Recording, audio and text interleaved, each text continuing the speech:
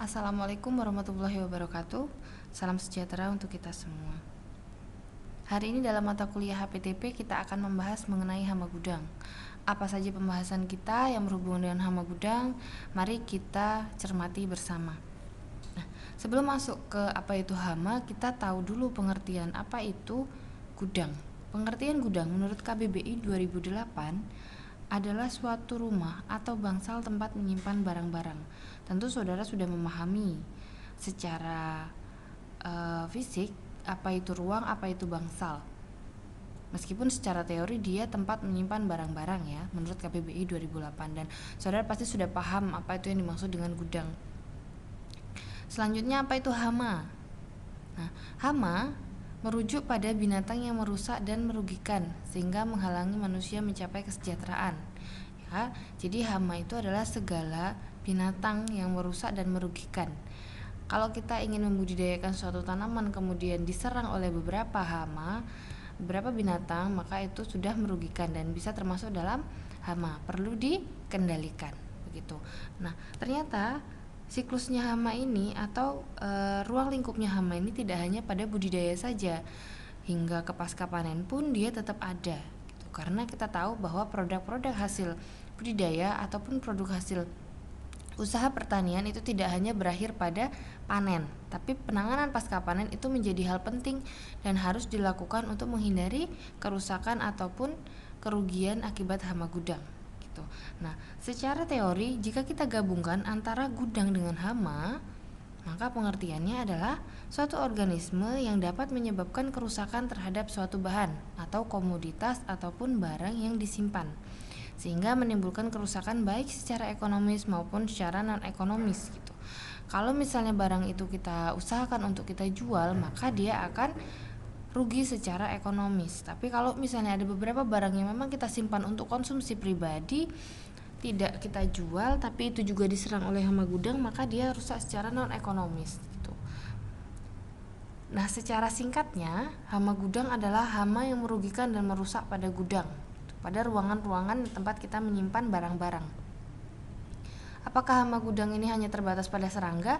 Tidak, karena di situ tulisannya organisme. Jadi semua yang merusak yang sifatnya organisme itu bisa dikatakan hama gudang gitu.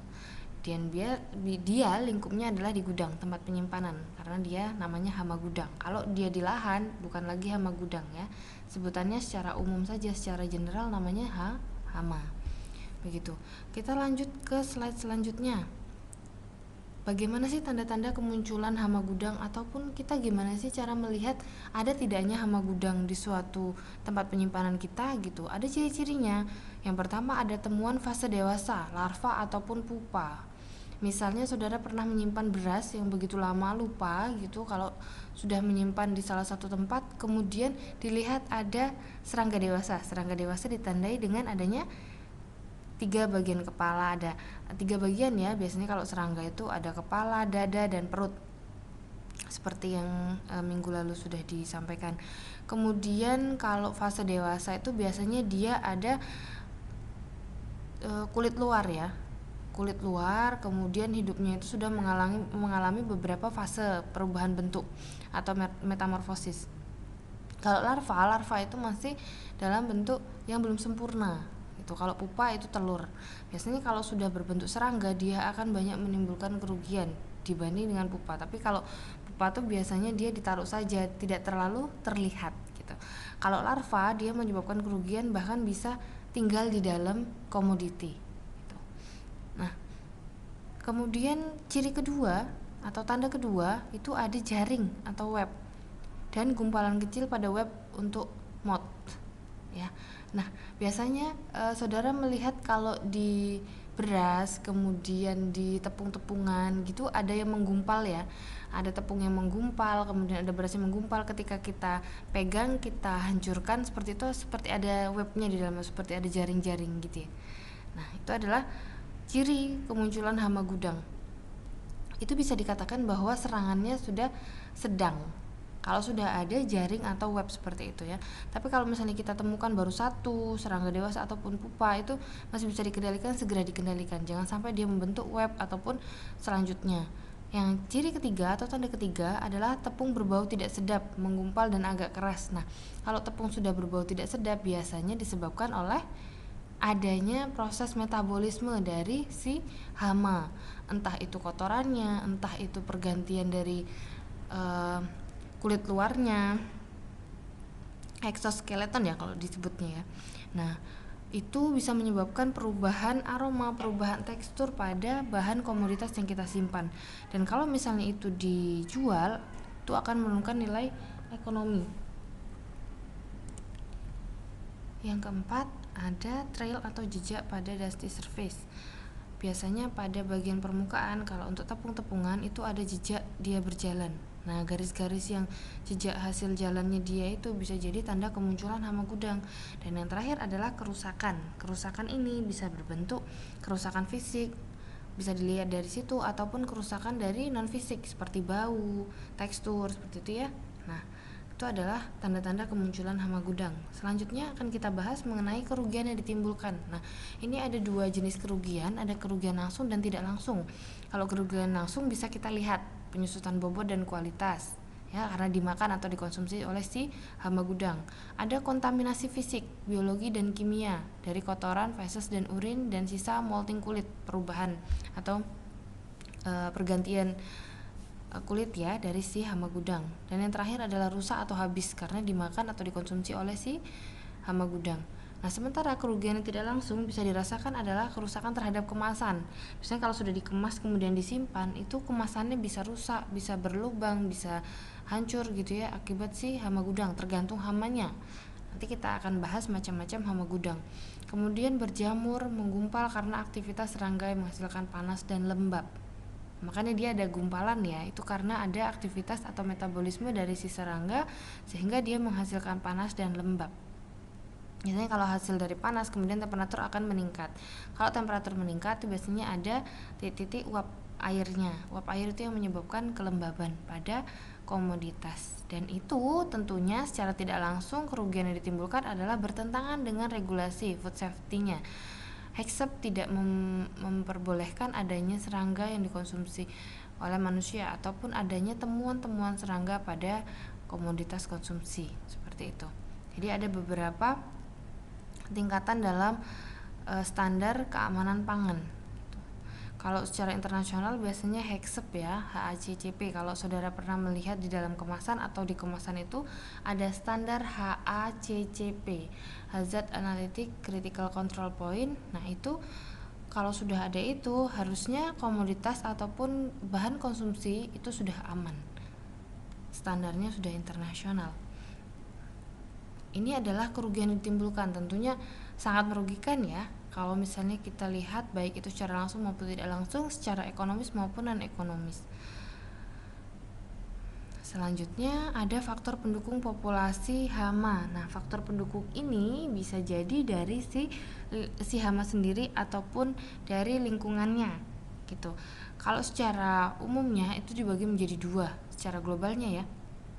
Itu dibagi menjadi dua, ada faktor genetis atau pembawa biasanya dengan strategi R, dan kebalikannya ataupun lawannya adalah strategi K. Apa itu strategi R? Strategi R itu dia biasa bertahan hidup dengan daya saing yang rendah, tapi dia punya kemampuan untuk berkembang biak lebih tinggi, seperti itu. Nah, kebalikannya ataupun lawannya adalah strategi K. Strategi K ini dia punya daya bersaing yang tinggi, tapi untuk daya berkembang biaknya dia rendah karena dia mengikuti kondisi lingkungan, menyesuaikan ya strategi K. Contohnya apa Bu untuk yang strategi R? Kalau strategi R itu contohnya pada kutu, pada tikus gitu ya. Karena apa? Sekali dia berkembang biak atau sekali dia beranak, dia menghasilkan banyak telur, dia menghasilkan banyak anak. Dan masa reproduksinya itu sangat singkat, walaupun perkembangannya dia untuk bertahan menghadapi adanya kompetisi itu sangat rendah. Daya tahan atau daya kompetisinya dia rendah, seperti kutu ya. Kutu kalau misalnya kita ketemu terus kita kendalikan menggunakan cara manual, kita pites gitu aja itu sudah mati dia. Tapi daya berkembang biaknya dia cukup tinggi, cepat dia berkembang biaknya. Sekali dia bertelur dia menghasilkan minimal 21 telur untuk dia bisa tumbuh jadi individu baru. Tikus sekali beranak dia pasti berpasangan. Misalnya dia beranak 4, minimal dia beranak 4 itu si tikus. Pasti dia berpasangan, 2 cewek, 2-nya cowok, atau 2 betina, 2 jantan. Nah, kalau sudah seperti itu kan nanti dia akan mudah berkembang biak gitu. Nah, masa reproduksinya dia juga sangat singkat. Kalau tikus itu dalam setahun dia bisa beranak sebanyak 3 kali. Nah, udah kita bisa bayangkan itu seberapa banyak dia ketika dalam 5 tahun saja atau dalam 3 tahun. Sehingga kalau misalnya saudara lihat atau saudara dengarkan keluhan dari para petani mengenai serangan hama tikus pada budidaya padi misalnya ya, seperti itu susah sekali dikendalikan karena kok muncul terus. Iya, karena dia daya berkembang biaknya itu cepat dan tinggi, walaupun daya saing untuk berkehidupannya itu dia rendah. Itulah strategi R. Kalau opposite-nya atau kebalikannya atau lawannya adalah strategi K. Contohnya seperti apa? Contohnya bisa kita lihat manusia ataupun kalau hewan itu gajah.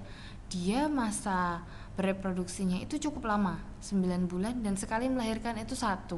Ya kalau ada beberapa manusia yang bisa menghasilkan kembar 2, kembar 3, kembar 4 itu 1:sekian gitu ya. Tapi secara umum manusia menghasilkan hanya 1 keturunan sekali melahirkan, dan hamilnya harus 9 bulan. Antara hamil pertama dengan hamil kedua itu harus ada jeda seperti itu ya, sama seperti gajah. Nah, itu adalah strategi K. Meskipun dia punya daya saing atau daya bertahan yang tinggi untuk kehidupannya, untuk menghasilkan makan, untuk mendapatkan makan atau menghasilkan keturunan, dia punya daya tahan yang tinggi, tapi dia untuk reproduksinya rendah. Jadi itu kebalikan dari strategi R dan strategi K. Untuk yang kedua, faktor pendukung adalah faktor ekologi atau hubungan dengan makanan, iklim, musuh alami, daya upaya manusia. Jadi lingkungan ya.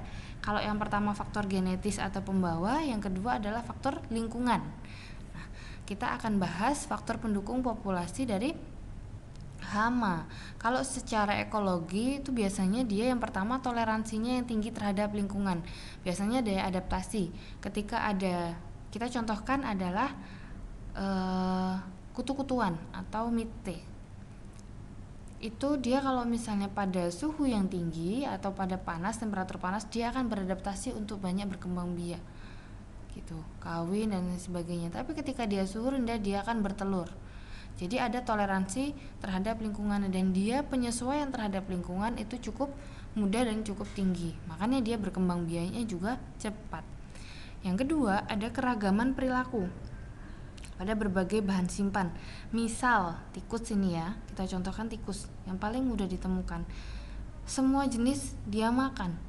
Entah itu biji-bijian, serealia ya, entah itu tepung-tepungan, entah itu bahan padat, entah itu pakaian ya, walaupun nggak dimakan, itu pasti dia rusak gitu. Karena sebenarnya ada beberapa komoditas yang memang dia sukai, ada beberapa komoditas yang memang dia gunakan untuk mengasah giginya. Kalau untuk tikus ya, kenapa tikus itu suka mengerat pada kayu-kayu? Karena dia mengasah giginya dia itu, yang gigi depannya itu untuk dia lebih runcing atau dia lebih tajam gitu. Makanya dia mengerat beberapa bahan yang keras. Nah, kalau ada komoditas yang disimpan kemudian dia rusak gara-gara tikus, dan itu bukan makanannya ya, kecuali itu dia bisa jadi karena ingin mengasah giginya gitu. Kalau misalnya nanti kita simpan kayunya rusak karena tikus, nah itu bisa jadi karena mengasah giginya. Tapi kalau misalnya kita simpan serealia, misalnya jagung, gandum, sorghum, beras, rusak gara-gara tikus, nah itu mungkin dimakan. Buah-buahan ya, produk hortikultura kayak gitu, itu adalah keragaman perilaku pada berbagai bahan simpan. Dia makan, dia suka macam-macam si tikus ini. Karena apa? Untuk bertahan hidupnya. Dia harus menghasilkan banyak keturunan karena daya saingnya dia cukup rendah gitu. Yang ketiga ada kemampuan reproduksi yang tinggi. Nah, tadi sudah kita bahas kalau kemampuan reproduksi untuk strategi R itu dia tinggi. Baik itu kutu, tikus dan lain sebagainya, serangga-serangga sebagai hama gudang ini dia punya kemampuan reproduksi yang tinggi gitu. Makanya populasinya itu jadi tinggi juga. Beda dengan strategi hidup K. Dia bereproduksi rendah tapi dia punya daya saing atau daya bertahan yang tinggi. Faktor yang keempat yang mempengaruhi populasi hama adalah dia memiliki kemampuan adaptasi morfologi, bentuk, ukuran, dan gerakan yang cepat. Nah, beberapa hama kalau misalnya saudara temukan di perbedaan ya, di dataran tinggi dengan dataran rendah biasanya ada perbedaan. Kalau dataran tinggi mungkin dia punya bentuk kulit ataupun kulit luar yang dia lebih tebal mungkin untuk menghindari dingin. Tapi kalau di panas dia mungkin lebih tipis karena itu adalah adaptasi morfologinya dia, dimana dia harus bisa bertahan hidup untuk meneruskan keturunannya. Adaptasi morfologi dipengaruhi oleh adanya lingkungan, cuaca seperti itu. Faktor yang mempengaruhi populasi hama secara ekologi itu secara umumnya ya dikelompokkan menjadi 4. Ada toleransi terhadap lingkungannya, keragaman perilaku makan, kemampuan reproduksi yang tinggi, dan punya kemampuan adaptif atau adaptasi morfologinya. Selanjutnya ada macam-macam hama gudang. Nah, ini harus kita kenali nih macam-macam hama gudang. Secara kelompok besar itu dikelompokkan menjadi 3 macam-macam hama gudang. Yang pertama ada tikus roden. Kalau misalnya saudara pernah mendengar petani ataupun penjual distributor pestiside itu, formulator, nah itu menjual ini rodentisida gitu. Ini bahannya rodentisida itu untuk mengendalikan tikus, itu roden, tikus. Ini menjadi hama gudang yang susah dikendalikan juga karena reproduksinya tinggi. Yang kedua serangga ini macam-macam, ada semut, kemudian ada belalang, kemudian ada kutu-kutuan gitu ya. Nah, terus yang ketiga adalah tungau. Tungau ini akarina. Ini juga susah dikendalikan karena dia punya bentuk tubuh yang lebih kecil gitu, harus lebih jeli kalau untuk mengendalikan si tungau. Nah, kita bahas satu-satu ya. Tapi secara umum yang paling susah dikendalikan adalah si serangga. Karena apa? Dia adalah organisme yang paling sukses. Maksud sukses di sini bukan sukses secara kerjaan ya, PNS gitu, bukan. Kebanyakan orang mengatakan kalau sudah jadi PNS sukses gitu, bukan. Ini bukan konteksnya ke sana. Jadi serangga itu makhluk yang paling sukses karena apa? Dia mampu bertahan dalam kondisi apapun gitu. Dan dia itu sifatnya adaptif karena dia punya bentuk badan yang kecil, jadi dia gampang bersembunyi, gampang meninggalkan telur di mana-mana gitu. Makanya kita akan bahas nih hama gudang dari kelas insekta dan faktor pendukungnya. Insek ya, serangga itu makhluk paling sukses tadi, bukan PNS, bukan. Tapi dia punya ukuran tubuh yang kecil sehingga ketika dia bersembunyi itu mudah sekali dia bersembunyi dalam komunitas. Kadang-kadang nggak kelihatan. Kalau saudara pernah ngelihat ulat Plutella pada brokoli, pada kembang kol, itu adalah bagian dari serangga karena dia bersembunyi, menyesuaikan warna tempat dia bersembunyi ya, kayak gitu, nggak kelihatan. Terus telurnya di mana, telurnya juga nggak kelihatan karena dia bentuknya kecil, ukuran tubuhnya kecil, itu jadi gampang bersembunyi. Paling sukses untuk dia berkembang biak secara cepat. Kecepatan reproduksi yang tinggi mempercepat proses evolusi, gimana dia mengikuti lingkungannya, adaptif, mempunyai exoskeleton atau rangka luar ya. Kalau serangga ini biasanya dia ada fase metamorfosisnya, mulai dari telur kemudian berubah jadi lava, kemudian jadi serangga dewasa ataupun yang lain sebagainya, itu dia pasti ada metamorfosisnya. Biasanya si serangga ini bisa terbang gitu. Kebanyakan pada serangga dewasa dia pasti bisa terbang karena punya sayap. Pada tiap mesotorak bagian itu ya, itu terdapat 2 pasang sayap, tapi ada juga yang tidak punya sayap gitu. Meski kebanyakan serangga itu pasti punya sayap. Dan di serangga juga biasanya ada perut atau abdomennya lebih dari 8 ruas. Biasanya dia berruas-ruas kayak gitu ya, terdiri dari 8 sampai 11 ruas, atau ada yang beberapa ruas aja, 3 atau 4 gitu. Dan dia punya metamorfosis yang dia mengalami metamorfosis gitu. Metamorfosis serangga itu kalau kelas ametabola tidak punya metamorfosa. Jadi ada beberapa jenis serangga yang ternyata dia tidak semuanya punya metamorfosa yang sempurna. Jadi ada beberapa kelompok, kalau ini Bu Nova ini yang lebih jelas, ini menjelaskan metamorfosa serangga itu dikelompokkan menjadi 3. Ada ametabola yang tidak punya metamorfosa. Kemudian yang kedua, metamorfosa tidak lengkap dari kelompok Paurometabola, telur nimfa imago saja, dan hemimetabola, telur nimfa kemudian imago. Dan yang ketiga, yang dia punya metamorfosa serangga paling lengkap adalah kelompok holometabola, telur, larva, pupa, imago. Jadi ini gambarnya. Nanti ada gambarnya di bawah. Holometabola ini dia punya metamorfosis yang sempurna, telur, larva, pupa, imago. Jadi ada tahapan-tahapan semuanya dia rasakan gitu, tahapan metamorfosanya. Sebagian besar hama gudang itu merupakan golongan holometabola, kemudian paling merusak pada fase larva atau nimfa. Larvanya itu adalah telur ya. Larvanya itu biasanya ulet. Nah, ulet itu yang biasanya merusak pada komoditas yang kita simpan di gudang. Kalau dari holometabola itu yang paling terkenal sebagai hama gudang adalah ordo Lepidoptera dan Coleoptera. Lepidoptera itu kalangan ulet-uletan dan Coleoptera itu tuh dia yang punya sayap dan punya rangka luar, atau dia kutu-kutuan, sejenis apa itu yang paling terkenal itu Sitopilus dan lain sebagainya. Sitopilus itu nanti ada Sitopilus di beras, Sitopilus di jagung, Sitopilus di gandum gitu, beda-beda. Dan sebagian besar merupakan penggerek. Jadi nanti pasti berlubang atau dikrikiti gitu loh komoditasnya. Nah, ini adalah proses metamorfosanya, rangkaiannya.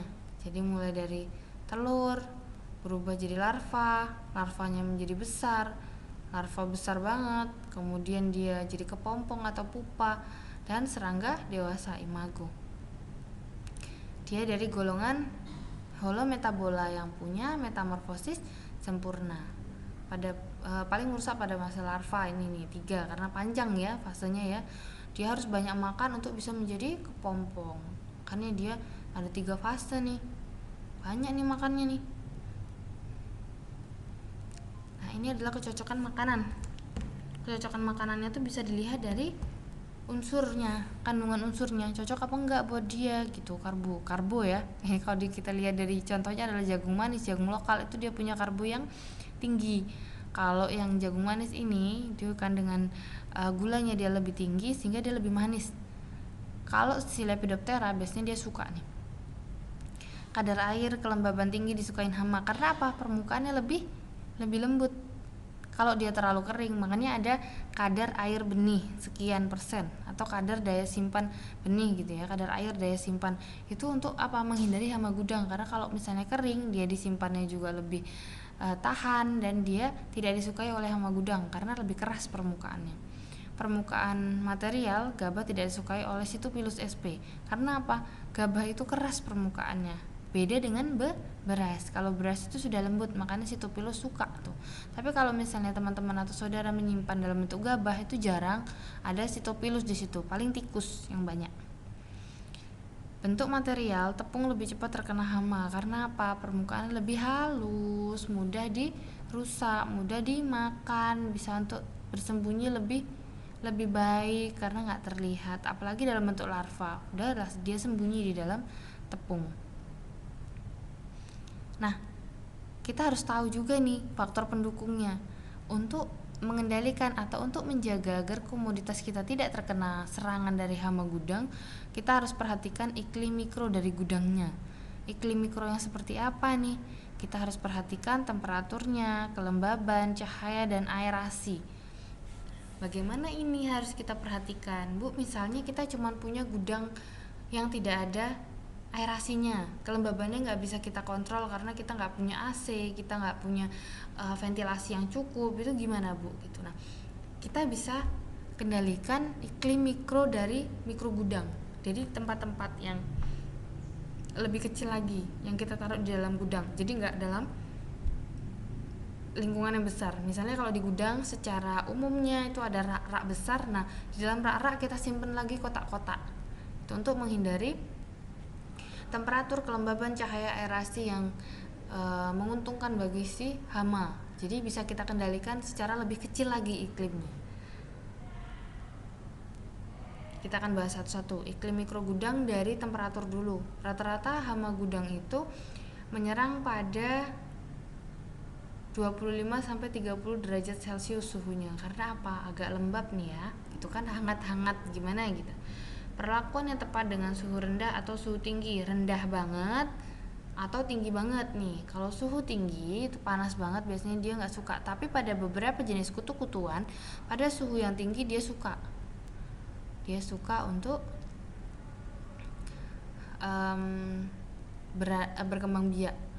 Kalau suhu rendah banget nih sampai minus biasanya. Nah itu hama-hama tidak akan tahan. Makanya pada beberapa komoditas luar negeri kayak buah-buahan ya, komoditas hortikultura khususnya, itu dia diperlakukan pada suhu yang rendah untuk menghindari adanya hama gudang gitu. Tapi karena kita di iklim tropis seperti ini, perubahan cuaca yang begitu ekstrim ya, kadang-kadang dari dalam gudang itu terlalu dingin kemudian kita keluarkan panas. Nah itu perubahan suhu ekstrim itu yang biasanya akan disenangi oleh si hama gitu. Ketika suhu tinggi hama itu kawin, ketika suhu rendah hama itu terutama ini bagian ini ya, kutu-kutuan ya, itu biasanya kalau pas suhu rendah atau musim hujan dia bertelur. Nanti kalau suhu panas dia kawin kayak gitu. Jadi kita nggak ada pemberhentian atau fase berhentinya dalam pengendalian serangga, itu nggak bisa. Kita harus perhatikan siklus hidupnya juga. Dan yang ketiga, kalau di temperatur itu biasanya disimpan pada ruangan pendingin atau gudang serealia dirancang dengan suhu tinggi. Untuk apa? Agar kadar airnya dia terjaga. Kalau kadar airnya nanti bertambah karena kelembaban, itu permukaannya akan menjadi lembut dan mudah dikrikiti, mudah diserang oleh si hama gudang, kutu, tikus gitu. Fumigasi pada suhu tinggi, pengendalian menggunakan pesticide itu dia akan lebih peka, dia akan mudah mati. Tapi untuk pengendalian ini, untuk komoditas yang kita makan itu ada standarnya, standar penggunaan pestisida yang aman untuk konsumsi manusia. Dan tentunya saudara jangan langsung makan nih kalau misalnya dapat buah-buahan, terutama buah-buahan dari impor ya, itu jangan langsung dimakan, dicuci dulu. Karena apa? Kita nggak tahu sudah difumigasi apa dia di sana, kemudian dikasih bahan apa, pelapis apa gitu ya, edible apa, sehingga kok dia bisa bertahan dari luar negeri sampai ke Indonesia. Itu juga harus difikirkan. Nggak apa-apa bu, buktinya saya bertahan sampai sekarang. Iya, nggak apa-apa sekarang, tapi nggak tahu nanti penyakit apa yang bakal muncul ke depannya ya kan.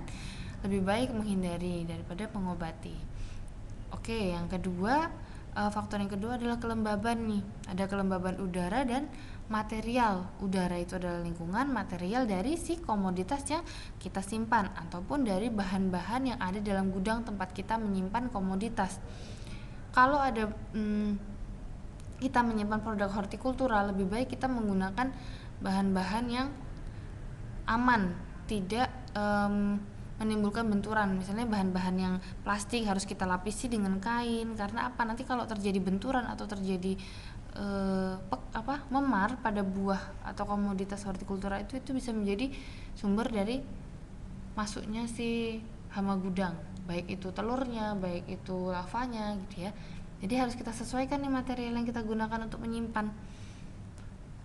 Kelembaban udara tinggi itu kelembaban udara relatif itu diikuti dengan tingginya temperatur untuk mempersingkat siklus hidup. Jadi kalau kelembaban udara dengan temperatur biasanya dia akan terkait atau terikat gitu ya.